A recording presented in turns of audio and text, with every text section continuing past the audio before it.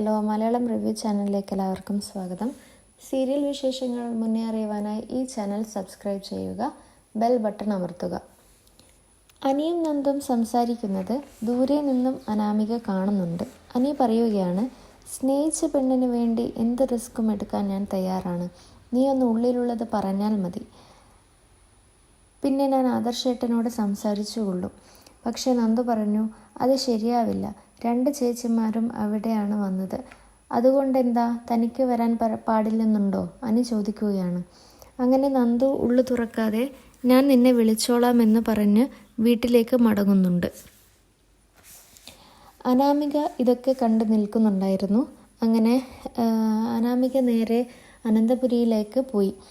അനന്തപുരിയിലെ gate തുറക്കുന്നത് കനക കാണുന്നുണ്ട്. ഇത് കണ്ട് ഓടിച്ചെന്ന് കാര്യം തിരക്കി. അപ്പോൾ അനാമിക പറയുകയാണ്, ഞാൻ